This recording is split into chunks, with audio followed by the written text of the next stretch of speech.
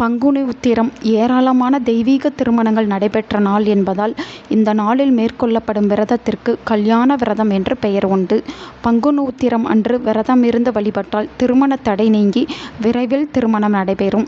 அதோடு பங்குனி உத்திரம் அன்று முருகனை மனதார வேண்டி விரதம் இருந்தால் வேண்டுதல்கள் நிறைவேறும் என்பது ஐதீகம். இதனால் பலரும் பங்குனி உத்திர நாளில் விரதம் இருப்பது வழக்கம். பங்குனி உத்திரம் அன்று எப்படி விரதம் இருக்க வேண்டும், இந்த நாளில் விரதம் இருந்தால் என்ன பலன் கிடைக்கும் என்பதை பற்றி தான் இந்த வீடியோவில் நாம் பார்க்க போகிறோம். முருகப்பெருமானுக்குரிய மிகவும் சிறப்பான விரதங்களில் ஒன்று பங்குனி உத்திர விரதமாகும். பங்குனி மாதத்தில் வரும் பௌர்ணமி திதியும் உத்திர நட்சத்திரமும் இணையும் நாளையே பங்குனி உத்திரம் திருநாளாக கொண்டாடுகிறோம். தமிழ் மாதங்களில் 12வது மாதமான பங்குனி மாதமும் நட்சத்திரங்களில் 12வது நட்சத்திரமான உத்திரம் நட்சத்திரமும் கூடும் நாளை 12 திருக்கரங்களால் பக்தர்களை காக்கும் தமிழ் கடவுளாம் முருகப்பெருமானுக்கு சிறப்புக்குரிய நாளாக கருதப்படுகிறது. இந்த நாளில் ஏராளமான முருக பக்தர்கள் விரதம் இருந்து வழிபடுவார். பங்குனி உத்திரம் அன்று விரதம் எப்படி இருக்க வேண்டும், எப்படி இருந்து வழிபட்டால் முருகப்பெருமான் அருளால் நம்முடைய வேண்டுதல்கள் நிறைவேறும் என்பதை பற்றி பார்க்கலாம்.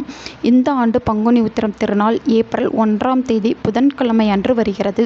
மார்ச் 31ஆம் தேதி மாலையே உத்திர நட்சத்திரம் துவங்கி இருந்தாலும் ஏப்ரல் 1ஆம் தேதி அன்றுதான் பௌர்ணமி திதியும் உத்திரம் நட்சத்திரமும் சேர்ந்து வருகிறது. அதனால் ஏப்ரல் 1ஆம் தேதியை பங்குனி உத்திர திருநாளாக கருத்தில் கொண்டு விரதம் இருக்க வேண்டும். பங்குனி உத்திரத்திற்கு பலரும் 48 நாட்கள் 21 நாட்கள் என விரதம் இருக்கிறார்கள். ஆனால் பங்குனி உத்திர விரதம் என்பது ஒரு நாள் விரதம்தான். அதனால் ஏப்ரல் 1ஆம் தேதி அன்று அதிகாலையில் எழுந்து குளித்துவிட்டு வீட்டை சுத்தம் செய்ய வேண்டும். முருகப்பெருமானின் படத்தை அழகிய மலர்களால் அலங்கரிக்க வேண்டும். அன்றைய தினம் செவ்வரளி மலர்களால் முருகப்பெருமானை அலங்கரிப்பது சிறப்பு. பிறகு பால், பழம், தேன், தினைமாவு, பாயாசம் என எது கிடைக்கிறதோ அதை முருகப்பெருமானுக்கு நெய்வேத்தியமாக செய்ய வேண்டும். முருகனின் படத்திற்கு முன்பு ஒரு விளக்கு ஏற்றி வைத்து கந்த சஷ்டி கவசம், கந்த குரு கவசம், வேல்மாறல், கந்தர் அனுபூதி, திருப்புகழ் என உங்களுக்கு தெரிந்த ஏதாவது ஒரு முருகப்பெருமான் மந்திரத்தை மனதார படியுங்கள். எந்த மந்திரமும் தெரியாது என்றால் ஓம் சரவண பவ, ஓம் சரவண பவ, ஓம் சரவண பவ என்ற மந்திரத்தை 108 முறை முருகனை நினைத்து மனதார சொல்லுங்கள். பிறகு எந்த காரணம் அல்லது என்ன வேண்டுதல் நிறைவேற வேண்டும் என்பதற்காக விரதம் இருக்கிறீர்களோ அதை முருகனிடம் சொல்லி வேண்டிக் கொண்டு விரதத்தை துவங்க வேண்டும்.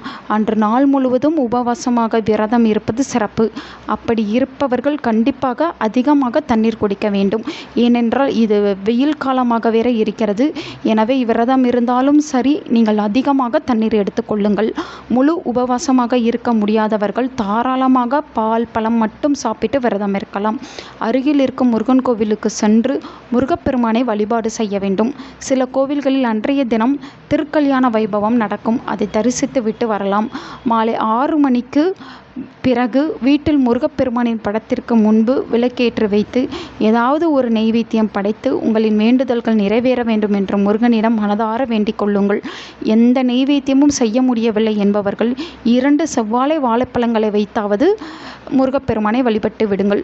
பிறகு முருகனுக்கு தீப தூப ஆராதனை காண்பித்து பூஜை நிறைவு செய்த பிறகு முருகனுக்கு படைத்த பிரசாதத்தை சாப்பிட்டு விரதத்தை நிறைவு செய்து கொள்ளலாம்.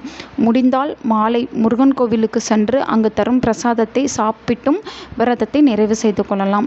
இந்த முறையில் முருகப்பெருமானை வேண்டி பங்குனி உத்திர விரதம் இருந்தால் அடுத்த ஆண்டு பங்குனி உத்திரத்திற்குள் உங்களின் வேண்டுதல் நிச்சயம் நிறைவேறும். திருமணம் கைகூட வேண்டும், சிறப்பான திருமண வாழ்க்கை அமைய வேண்டும், பிரிந்த கணவன் மனைவி ஒன்று சேர வேண்டும் என்பவர்கள் பங்குனி உத்திர நாளில் விரதம் இருந்து வழிபட்டால் வேண்டுதல்கள் நிச்சயம் நிறைவேறும், நல்லதே நடக்கும். உங்கள் நண்பர்களுக்கும் உங்கள் உறவினர்களுக்கும் இந்த வீடியோவை ஷேர் பண்ணுங்க. அவங்களும் இதை பற்றி தெரிஞ்சுக்கிடட்டும். ஆன்மீகம் டிவி தமிழ் சேனலை சப்ஸ்கிரைப் பண்ணுங்க.